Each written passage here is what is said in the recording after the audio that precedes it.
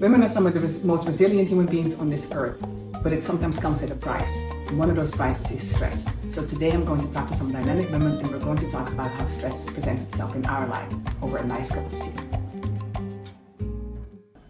So the first thing I want to ask you is, what do you think about stress? What does stress mean to you? Sometimes it's difficult for me to even recognize when I'm stressed.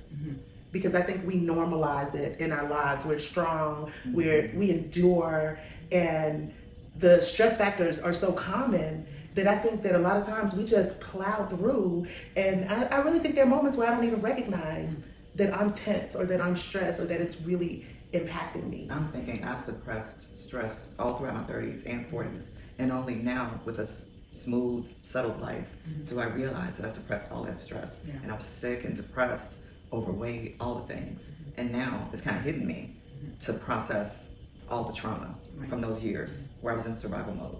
So that's another level. Like, what do you do after you realize all the stuff that you've sort of suppressed needs to be processed at some point?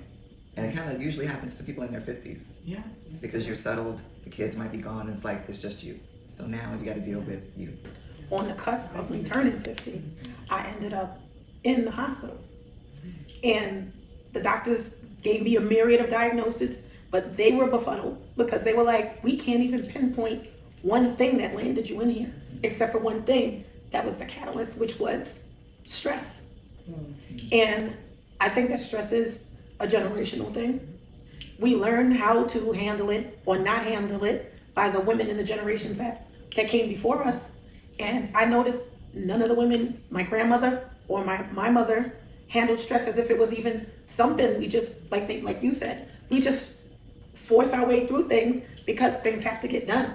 And for me, what is cathartic is sometimes I just have a good cry. I don't know why I'm crying. It's a combination of things or a combination of reasons. And then once I feel like I've gotten it out, I go back to what I have to do. But I have a really good friend who told me, don't try to surpass your feelings. When you're upset, you have the right to be upset right now. If you want to feel sad right now. Don't try to make jokes like what I do sometimes. I'll make jokes and be funny and try to suppress it. But then I learned, I said, you know what, she's right. I feel sad and say, I deserve to be happy again now. Thank you for visiting the Hibiscus Tea Cafe. And for a full version of this tea chat, please check out our YouTube channel.